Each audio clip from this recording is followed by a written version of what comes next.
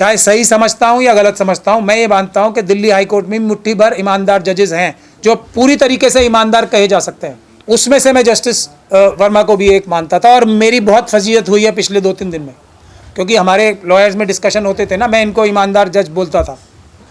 आज भी समझता हूँ, क्योंकि किसी को भी बगैर ट्रायल के कंडेम कर देना मैं फिर गलती मानता हूँ। और जस्टिस वर्मा की तरफ से ही ये मैं बात बोल रहा हूँ कि जस्टिस वर्मा का कोई हितैषी है तो उसको एफआईआर टाइम्स ऑफ इंडिया के खिलाफ करानी चाहिए, दूध का दूध पानी का पानी करने के लिए। तो मुझे ताने मिल रहे हैं कि ये ले लो अपने, इनको ईमानदार जज बोलते थे आप।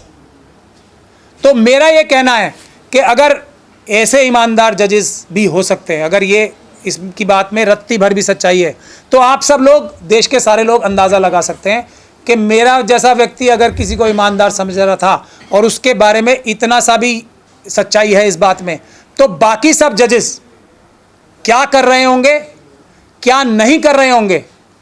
हाई कोर्ट के जजेस, डिस्ट्रिक्ट कोर्ट के जजेस, सुप्रीम कोर्ट के जजेस, आप लोग खुद अंदाज़ा लगा लो। और ये इसी भ्रांति को दूर करने के लिए कोलिजियम की जिम्मेदारी है कि इसमें तुरंत निष्पक्ष जो है इन्वेस्टिगेशन कराई जाए। लेकिन जो सुप्रीम कोर्ट ने किया है, अब ट्रांसफ़र क्या होता है, हमने तो दसियों केसों में देखा है, हमने ऐसे केसेस में भी देखा है जिसमें पुलिस स्टेशन में किसी की हत्या कर दी गई तो हमने लाइन हाजिर कर दिया। लाइन हाजिर का मतलब होता है बेईमानी।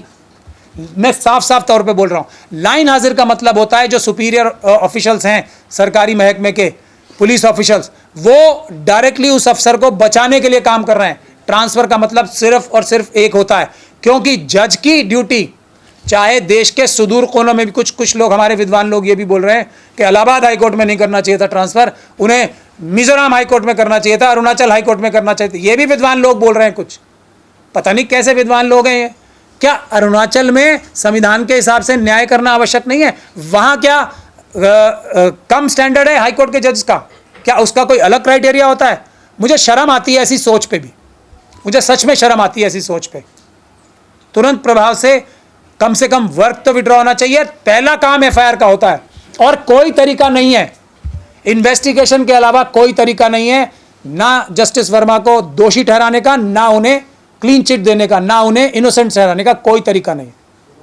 और अगर यह तरीका फॉलो नहीं हुआ, इसका मतलब बेईमानी ही बेईमानी है, हर तरफ बेईमानी है जो यह तरीका फॉलो नहीं करती है, कोई भी हो चाहे इसमें। आज वो वक्त आ गया है। अगर हम ये नहीं बोलेंगे, अगर हम किसी भी दबाव में आके ये नहीं बोलेंगे, तो हम भी देश के साथ वफादारी नहीं कर रहे, हम भी ईमान वाले अम्बेडकरवादी नहीं हैं। कोई नहीं। हमने कल एक जगह मेरी बहस हो रही थी तो ये कहा जा रहा था कि गालिब जो है, उन्होंने एक शेर कहा था, गधे ने तुम्हें लात मारी तो क्या तुम भी गधे को लात मारोगे? तो मैंने वहाँ भी यही कहा था कि जस्टिस वर्मा की तरफ से एक एफआईआर होनी चाहिए, तो मना किया था, इसका जवाब ही नहीं देना चाहिए, रिलैक्स, इग्नोर, अवॉइड। ये कौन सी मानसिकता है? यही काम तो मोदी जी कर रहे हैं। हमारी क्यों कोई जाति दुश्मनी है मोदी जी से? क्या कोई हमारी घर का लड़ाई है उनसे? क्या हम मोदी जी को तो बुरा कहें, अमित शाह जी को तो बुरा कहें, और वही काम अगर कोई हमारा प्रिय व्यक्ति कर ले जिसको हम ईमानदार समझते हैं, तो उसको कहें कि नहीं नहीं इसके साथ ऐसा नहीं होना चाहिए। तो हमसे बड़ा बेईमान भी फिर कोई नहीं है दुनिया में। हम लोग बेईमान नहीं हैं। अगर मोदी जी के खिलाफ हम दुनिया भर की बातें करते हैं तो, और उनकी बात पे भी नहीं हम यकीन करते, जैसे हम बोलते हैं ना, मोदी जी ने बोला 56 इंच की छाती है, तो हम बोलते हैं खुल के झूठ बोल रहे हैं। सुब्रमण्यम स्वामी जी की नाम ले लेके बोलते हैं मोदी जी झूठ बोल रहे हैं, चाइना ने 4000 किलोमीटर जगह चुराई है, बोलते हैं ना, उनकी डिग्री झूठी है। मैं ही इंटरव्यू दे रहा हूँ रोज, 99.9% वो झूठ बोल रहे हैं, उनकी डिग्री नकली लगती है। और अब हमारे व्यक्ति की बात आ गई तो हम कहें नहीं नहीं जी ऐसी बात नहीं है। ये बेईमानी नहीं, ये वाली बात सुपर बेईमानी है। एक भी व्यक्ति जो इस तरह की बात कर रहा है, जो हम में से बनता है, जो ये बनता है कि हम आरएसएस और बीजेपी के खिलाफ हैं, हम संविधानवादी हैं, वो उन लोगों से भी बुरा है जो आरएसएस और बीजेपी के खुले समर्थक हैं। मैं ये भी कहने के लिए आज आप लोगों को बुलाया, वो उनसे भी बड़ा बेईमान है, क्योंकि वो तो कम से कम खुल के कह रहे हैं ना हम बेईमान हैं, हम आरएसएस और बीजेपी के ही साथ हैं। हम लोग अपने आप को ईमानदार भी बन रहे हैं, ये भी बन रहे हैं, हम इतना बड़ा खतरा मोल ले रहे हैं। महमूद प्राचा साहब कह रहे हैं मेरे ऑफिस में रेड हो गई, मैंने झेली क्योंकि मैं ईमानदार हूँ, लेकिन जस्टिस वर्मा के खिलाफ ऐसे नहीं होना चाहिए। तो मुझसे बड़ा बेईमान और चोर कोई नहीं हो सकता, हो ही नहीं सकता, क्योंकि मैं उन्हें ईमानदार समझता हूँ। तो इनके खिलाफ तो और भी सख्त टेस्ट होना चाहिए, और ये इनके लिए भी अच्छा है ये इस देश की सच्चाई है। अगर देश की जनता अब भी नहीं जागी तो देश जो है, और अब सरकार को मौका मिल गया, collegium collegium collegium collegium collegium, Modi ji और अमित शाह जी का कोलिजियम बन के जब जज अपॉइंट करेगा तो वो इससे भी बुरे जज साबित होंगे, मैं ये लिख के दे सकता हूँ। तो इसीलिए हमें जो हमारे जजेस हैं उनको ये समझ लेना चाहिए कि ये जो हमला है वो कोलिजियम सिस्टम पे। यहाँ मैं देश की एक बार को सलाम करना चाहता हूँ। अभी हमारे दिल्ली हाई कोर्ट में भी इलेक्शन हो रहे हैं, देखते हैं कौन जीतता है। और अगर उसने यही स्टैंड नहीं लिया, सबसे बड़ी जिम्मेदारी है बार एसोसिएशन के प्रेसिडेंट्स की भी। अभी मुझे सुप्रीम कोर्ट के हमारे बार एसोसिएशन के प्रेसिडेंट हैं, कपिल सिब्बल साहब है शायद उनका नाम, है ना, वो बड़ी मीठी मीठी बातें कर रहे हैं, ऐसे बात कर रहे हैं जैसे कि किसी तरीके से बचा के ले जाऊं मैं, ऐसी बातें कर रहे हैं वो। ये दुर्भाग्य की बात है, वो धोखा दे रहे हैं देश की जुडिशरी को भी और देश की न्यायिक व्यवस्था को धोखा दे रहे हैं कपिल सिब्बल साहब भी। हम लोगों के दिल एक बार फिर तोड़ दिए। जो उन्होंने चंद्रचूड़ साहब की शान में कविता पढ़ी थी ना, उससे भी बड़ा दिल तोड़ा है उन्होंने। अब ये जो ढुलमुल रवैया इख्तियार करके ये होती है बार इलाहाबाद हाईकोर्ट की। सीधे सीधे बोल दिया, अगर कोई व्यक्ति गलत है तो इलाहाबाद हाईकोर्ट डस्टबिन नहीं है। इलाहाबाद हाईकोर्ट डस्टबिन नहीं है। इलाहाबाद हाईकोर्ट अगर देखा जाए तो दिल्ली हाईकोर्ट से भी बड़ी बार है, और ये सही है उनकी बात। दिल्ली हाईकोर्ट में कितने जजेस होते हैं और वहाँ कितने जजेस होते हैं, वहाँ वो कितनी पॉपुलेशन को हैंडल करते हैं, कितने लोगों को न्याय दिलाते हैं, और दिल्ली के लोग जो जजेस हैं कितने लोगों को न्याय दिलाते हैं। बिल्कुल सही बात है। ये स्टैंड जो बार एसोसिएशन नहीं लेगी तो फिर हमें वही शक होता है कि बार एसोसिएशन के जो जीते हुए नेता आते हैं वो भी वैसे ही होते हैं। अभी मनन कुमार मिश्रा जी के लिए भी अभी हमारे यहाँ तो प्रदर्शन भी हुए थे। ये बार एडवोकेट्स एक्ट को जो अमेंडमेंट बिल आया था उस पर तो इतने प्रदर्शन भी हुए, मनन कुमार मिश्रा जी के खिलाफ भी लोग एकदम तैयार हो गए थे लड़ने के लिए। तो मैं सैल्यूट करता हूँ इलाहाबाद हाईकोर्ट की बार एसोसिएशन का। पूरा देश को लीड करें आप, इलाहाबाद हाईकोर्ट की बार एसोसिएशन। मेरा ये नम्र निवेदन है, इलाहाबाद हाईकोर्ट लीड ले इसमें। हम सब आपके पीछे वर्कर्स की तरह काम करेंगे। हम यहाँ दिल्ली हाईकोर्ट में भी यही कराएंगे, कोई भी जीत के आ जाए हम लोग यही काम कराएंगे। इस पे न्यूट्रल इन्वेस्टिगेशन होनी चाहिए, क्योंकि बार बेंच की मदर कही जाती है। हम लोग जो वकील हैं वो जजेस की माँ के रूप में माने जाते हैं, हम में से ही जाते हैं जजेस। तो माँ का काम है बच्चों को सुधार के रखना, और जो नहीं सुधारेगा वो बेईमान है, वो बार एसोसिएशन भी बेईमान है। हमें ये कहने में कोई शक और शुबे की गुंजाइश नहीं है। कपिल सिब्बल साहब को इस पे ज़रा संज्ञान लेना चाहिए, वो नहीं ले पाएंगे ऐसा मेरा शक है। और मैं दुआ करता हूँ, रोज़े में ही दुआ कर रहा हूँ कि मेरा ये शक कपिल सिब्बल साहब के सामने के लिए जो मेरा है कि वो नहीं करेंगे कुछ, ये झूठा साबित हो जाए। लेकिन मेरा शक है, मेरी दुआ जीतनी चाहिए, मेरा शक हारना चाहिए, ऐसी भी मैं दुआ करता हूँ। अब बोला ये जा रहा है कि वो फायर वाले ये बोल रहे हैं कि ऐसा कुछ हमने स्टेटमेंट नहीं दिया। ये कवर अप की तरफ लोगों का शक बढ़ता है। सिर्फ सीसीटीवी फुटेज निकाल के दिखानी चाहिए देश की जनता को, अदरवाइज जज लोया के जैसे सबूत छुपाए गए। जैसे राफेल का केस आपको पता है सबको, जो हमारे गोगोई साहब राज्यसभा के मेंबर बन गए, वो उसकी बेंच लीड कर रहे थे और बहुत एक अच्छे माने वाले 2 जजेस भी उनके साथ थे। उसमें क्या कहा गया है कि सीएजी रिपोर्ट ने क्लीन चिट दी है राफेल में, और सीएजी रिपोर्ट तब एग्जिस्टेंस में नहीं आई थी, ठीक है। और ये 3 जजेस ने अलग अलग बैठ के इस निष्कर्ष पे पहुंचे थे कि सीएजी जज क्यों, राफेल में क्या हुआ था। मैं भी बाबरी मस्जिद की तो बात ही नहीं कर रहा, बाबरी मस्जिद के केस की, राफेल में क्या हुआ था। 3 सुप्रीम कोर्ट के जजेस ने ये बोला अपनी जजमेंट में, और इसीलिए जजमेंट को क्रिटिसाइज कर रहे हैं हम कि सीएजी रिपोर्ट ने क्लीन चिट दी है। तो तीनों ने अलग अलग जजमेंट बैठते हुए लिखी होगी ना, और सीएजी की रिपोर्ट ही नहीं आई थी तब, तो ये कवर अप भी नहीं चलेगा। ये है आज की स्थिति। एक आखिरी बात करके मैं अपनी बात को समाप्त करूंगा। ये जो जुडिशरी में करप्शन हो रहा है उसका एक सबसे बड़ा टूल है ये सीनियर डेजिग्नेशन का जरिया। ये देख लीजिए, एक लेटेस्ट एक जज साहब हैं, उन्होंने एक ऑर्डर कर दिया एक जज के बारे, हमारे सीनियर एडवोकेट के बारे में, इंदु मल्होत्रा, ये क्या नाम है इनका, ऋषि मल्होत्रा साहब के बारे में, कि इन्होंने अपने जूनियर के ऊपर ही मतलब सारा ठीकरा फोड़ दिया, जबकि जूनियर बेचारा ठीक काम कर रहा था। इन्होंने ही उससे बोला था कि एफिडेविट में ये लिख दो। खैर इनको भी नोटिस दिया है कि तुम्हारा वो ले लेंगे सिर्फ। और जो ईमानदार वकील हैं उनके ऑफिस में 15-15 घंटे की रेड होती है, एक के नहीं, मेरे ही नहीं, सिर्फ बहुत सारे। क्यों? क्योंकि तुमने एक विटनेस से बात कर ली थी। ये लूटामारी हो रही है, डकैतियां हो रही हैं, रोज इल्जाम लग रहे हैं कि ये जो अभी सीनियर डेजिग्नेट हुए पैसे दे के गए, उसमें सब रिलैक्स्ड हैं। तो ये सीनियर डेजिग्नेशन का जो सिस्टम है ये खत्म होना चाहिए। कोई सीनियर जूनियर नहीं होना चाहिए। क्या होता है सीनियर जूनियर? मेरा ऐसा मानना है और मेरी ये एक्सपीरियंस भी है, जो नॉन डेजिग्नेटेड लॉयर्स होते हैं ना, अगर उसी ब्रैकेट में देखा जाए, वो 90% से भी ज़्यादा परसेंटेज उनकी ऐसी देखी जाती है जो सीनियर डेजिग्नेटेड से, जो उस ब्रैकेट के लोग होते हैं, उतने एक्सपीरियंस वाले या उस फील्ड के माहिर जो माने जाते हैं, वो 90% से ज़्यादा जो जिनके पास सीनियर डेजिग्नेशन नहीं होती ना, जो सीनियर वकील नहीं होते, उनसे बहुत ज़्यादा अक्लमंद होते हैं, बहुत ज़्यादा समझदार होते हैं। ये कोर्ट में रोज़ हम देखते हैं, जिनके पास छोटा कोर्ट होता है वो लंबे कोर्ट वालों से बहुत कम समझदार होते हैं। ये मैं तो रोज़ देखता हूँ और सब देखते हैं। लेकिन फेस वैल्यू है, ये फेस वैल्यू क्या होती है भाई साहब? कोई बहन जी आप बताएंगी फेस वैल्यू क्या होती है? शक्ल में ऐसी क्या बात है जो किताब में, जो संविधान में नहीं है? फेस वैल्यू से रिलीफ मिलते हैं, ये है सिस्टम। ये संविधान की धारा जो आर्टिकल 14 है उसी के खिलाफ है ना। एक को बड़ा बताते हैं सब जज मिलके कि ये आदमी अच्छा जज है, वकील है, तो उसकी तरफदारी तो ऑटोमेटिक हो गई ना फिर। तो ये बिल्कुल बंद होना चाहिए, सीनियर डेजिग्नेशन बंद होना चाहिए, क्योंकि ये एक भ्रष्टाचार का मीडियम बन गया है।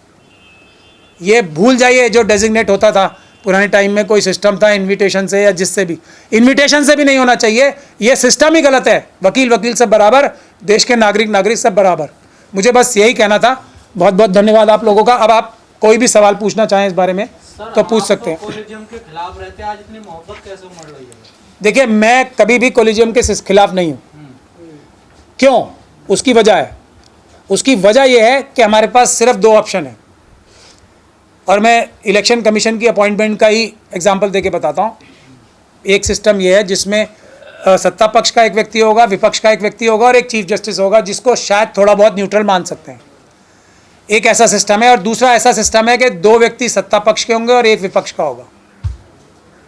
तो अगर अमित शाह जी और मोदी जी चुनने वाले हों और हमारे चीफ जस्टिस और नंबर 2 और 3 चुनने वाले हों, एक तरफ, दोनों में से एक तरफ अमित शाह जी हों, मोदी जी हों और राहुल गांधी जी हों, एक तरफ ये जज चुनने का सिस्टम हो और दूसरी तरफ हो मोदी जी, राहुल गांधी जी और चीफ जस्टिस साहब, तो आप किसको चुनेंगे ये बता दीजिए मुझे। तो इसीलिए ये लेसर ऑफ द 2 एविल्स है। मतलब ये नहीं कि ये सिस्टम अच्छा है। तो अभी तक गुमराह कर रहे थे आप लोग। नहीं, मैंने कभी नहीं बोला है कोलिजियम सिस्टम के खिलाफ। आप इसको मेरी सारी स्टेटमेंट्स बता दें। मैंने हमेशा ये बोला है कोलिजियम सिस्टम बुरा है, लेकिन जो दूसरा सिस्टम इसके सामने पेश किया जा रहा है वो उससे भी ज़्यादा बुरा है। सिस्टम को बेहतर करने की ज़रूरत है। सबसे पहला काम ये होना चाहिए, हायर जुडिशरी में 100% रिजर्वेशन होनी चाहिए। एक ही परिवार जज बनता रहा। 100% रिजर्वेशन होनी चाहिए, मेरा प्रपोजल है ये। और एक जनरेशन का एक अगर कोई बन जाए तो कम से कम 5 जनरेशन तक उसका कोई नहीं बनना चाहिए, तब बैलेंस आता है। नहीं तो नेपोटिज्म होगा ही होगा, ह्यूमन नेचर है। तो अभी कोलिजियम सिस्टम से नहीं, आप बीजेपी में देख लीजिए ना, एक ही परिवार से कौन कौन क्या नहीं बना है। परिवारवाद की बात नहीं है। कांग्रेस में देख लीजिए, एक ही परिवार में कौन कौन क्या नहीं बना है। तो परिवारवाद का मतलब कोलिजियम सिस्टम से नहीं आता। परिवारवाद गलत है, कोलिजियम सिस्टम गलत नहीं है। सिस्टम, कोलिजियम सिस्टम भी गलत है जो, लेकिन दूसरा सिस्टम है वो उससे भी ज़्यादा गलत है। जैसे वक्फ का बिल मैं बताऊँ आपको, जो आज का वक्फ एक्ट है वो भी गलत है, लेकिन उससे भी ज़्यादा गलत नहीं आ जाए ना हमारे सर पे। तो पहली चीज़ होनी चाहिए ट्रांसपेरेंटली, उसका एग्ज़ाम होना चाहिए, इंटरव्यू होना चाहिए, और इंटरव्यू पब्लिक डोमेन में लाइव स्ट्रीम होना चाहिए। मैं तो ये कह रहा हूँ ना, उसके बाद जज बनना चाहिए। कोई ऐसे जज नहीं बनना चाहिए, लेकिन 100% रिजर्वेशन होनी चाहिए। जिसकी जितनी संख्या भारी उतनी उसकी हिस्सेदारी। मैं तो ये भी बोलना चाहता हूँ कि बैकलॉग के सहित होनी चाहिए। हालांकि बैकलॉग में तो एकदम ही मुझे सब मिलके एकदम मेरी हत्या ही कर देंगे अगर मैं बैकलॉग जुडिशरी में बोलने लगूंगा। तो वर्मा जी का क्या होगा? तो जैसा किसी एक आम व्यक्ति के साथ होता है वही होगा ना। उनके साथ पूरा न्याय होना चाहिए। मैं खुद कह रहा हूँ, अभी भी हमें आंख बंद करके कि किसी के खिलाफ इल्ज़ाम लग गया तो बोले नहीं ये चोर है, चोर है, चोर, गलत। जो बाकियों के साथ होता है, एक इन्वेस्टिगेशन होनी चाहिए, न्यूट्रल इन्वेस्टिगेशन होनी चाहिए, पूरी सच्चाई और ईमानदारी के साथ, वीडियोग्राफी के साथ इन्वेस्टिगेशन होनी चाहिए। उसके बाद वो बरी तो बरी और सज़ा तो सज़ा। और उसी तरीके से टाइम्स ऑफ इंडिया के खिलाफ भी, अगर टाइम्स ऑफ इंडिया का ये देखिए, अब ये शक और पैदा होता है ना। टाइम्स ऑफ इंडिया ने आज फिर एक रिपोर्ट की है उनके खिलाफ, जस्टिस वर्मा के खिलाफ। अब भी चुप रहेंगे वो? आप बताओ ना, क्यों चुप रहेंगे? क्यों कोलिजियम चुप रहेगा? तो इसका मतलब टाइम्स ऑफ इंडिया कोलिजियम पे भारी पड़ रहा है बेईमानी करके। इसका मतलब दूध कुछ ना कुछ दाल में काला है। या जानकारियां फैलाई जा रही हैं, सुप्रीम कोर्ट की तरफ से प्रतिक्रिया आई थी ना। मैं वही मैंने आपको दिखाया है ना, वो अनसाइंड है। मैं खुद ही कह रहा हूँ ना, ये मैंने आपको खुद ही बताया। तो एफआईआर इतनी, ये अफवाह नहीं है, ये देश की सुरक्षा के ऊपर हमला है जो टाइम्स ऑफ इंडिया ने किया है। अगर कोलिजियम ये बोल रहा है, यही तो मैं बोल रहा हूँ, टाइम्स ऑफ इंडिया के खिलाफ अभी तक क्या एक्शन लिया? बल्कि टाइम्स ऑफ इंडिया ने आज एक और स्टोरी की है खिलाफ, वो भी मेरे ख्याल से फ्रंट पेज पे ही है, जस्टिस वर्मा के खिलाफ। तो वो तो अपनी कदम आगे बढ़ाया जा रहा है ना। इसका मतलब उसकी बात में कहीं ना कहीं कुछ सच्चाई है। मैं तो टाइम्स ऑफ इंडिया पे भरोसा ही नहीं करता, मैं तब ये बात कह रहा हूँ। सर इलाहाबाद बार ने जो बोला वो सही बोला? 100% मैंने इसी को बोला है। बाकी सब बार को भी यही बोलना चाहिए। अभी दिल्ली हाई कोर्ट में बन रही है बार, कचरा कूड़ा ये सब बिल्कुल सही बोला है ना उन्होंने। वो इस प्रिजम्पशन पे बोला है कि यदि तुम ये समझते हो कि ये दिल्ली हाई कोर्ट के लिए ठीक नहीं है, तो हमारे पास क्या ऐसे व्यक्तियों को भेजोगे जो आपके दिल्ली हाई कोर्ट के लिए ठीक नहीं है, हमारे लिए ठीक है? ये उनकी बात 100% सही है। अगर वो ठीक हैं तो यहाँ भी ठीक है, नहीं ठीक है तो कहीं भी ठीक नहीं है। ये होनी चाहिए बात, और ये बिल्कुल ठीक बात है। ट्रांसफर कहाँ किया गया? सुप्रीम कोर्ट ने कहा है कि ट्रांसफर नहीं किया गया उनका। वो तो प्रपोजल पे, देखिए जब हमारी गर्दन कट जाए, इसीलिए तो मैं और सलाम कर रहा हूँ इलाहाबाद हाई कोर्ट को। अभी ट्रांसफर किया भी नहीं है तो मना भी नहीं किया, नहीं कर रहे हैं ट्रांसफर, कंसिडर कर रहे हैं। ये सब एक्चुअली जो है और शक के दायरे में डाल रही है सुप्रीम कोर्ट की कोलिजियम को। तो ये बहुत दुख की बात है, इसीलिए हम लोग पीड़ा में ये सब बातें बोल रहे हैं। दमकल विभाग का जो प्रमुख है वो क्यों अब मतलब बोल रहा है कि कुछ ऐसी चीजें नहीं है? जज लोहिया का नाम सुना है आपने? सुना है ना? कौन दबाव दे रहा है? जज लोहिया का नाम सुना है ना आपने? अब जिसको, अब ये देखिए, एक तो ये एक स्थिति आ गई है, सब लोग इस पे गिद्ध की तरह टूट पड़ेंगे कि मैं इसमें से क्या नोच लूँ और मैं इसमें से क्या नोच लूँ। ये हो रहा होगा ना। अब देखो कौन धमकी कौन दे सकता है? मैं और आप दे सकते हैं किसी को धमकी? चलेगी नहीं। सामने की तरफ से धमकी है मोदी जी, अमित शाह जी जैसे लोगों की, आरएसएस और बीजेपी की जो सत्ता में बैठे हैं। इस तरफ से बेचारे छोटी छोटी धमकी जाएगी भी तो वो बड़ी धमकी के सामने एकदम क्रश हो जाएगी। धमकी इस वक्त सिर्फ एक ही पक्ष दे सकता है, वो है आरएसएस और बीजेपी का। देश में किसी को भी और कोई धमकी दे ही नहीं सकता। ये बात सच्चाई है, इसमें कोई डिस्कशन की बात ही नहीं होनी चाहिए। क्या पैसा हाँ उनके पास है या वही है सर? आपको क्या लगता मैं अपने खिलाफ खुद ही कैसे बोल लूँ? है? मेरे पास जानकारी हो भी तो मैं अपने ही खिलाफ खुद बोल लूँ? एक ही तरीका है उसका पता करने के लिए, और वो तरीका है FIR, proper free and fair, निष्पक्ष इन्वेस्टिगेशन, निष्पक्ष ट्रायल और उसका फैसला। मेरे पास तो बहुत सारी जानकारियाँ हैं।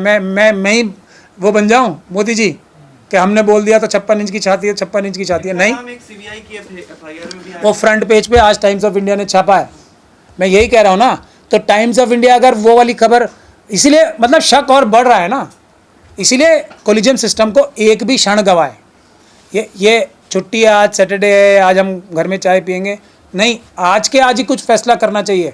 ये कोलिजियम सिस्टम बचाने के लिए ही नहीं, ये देश की न्यायिक व्यवस्था, सुप्रीम कोर्ट की एग्जिस्टेंस को बचाने के लिए लड़ाई हो गई। अब ये इससे महत्वपूर्ण कार्य कोई नहीं है कोलिजियम के लिए आज।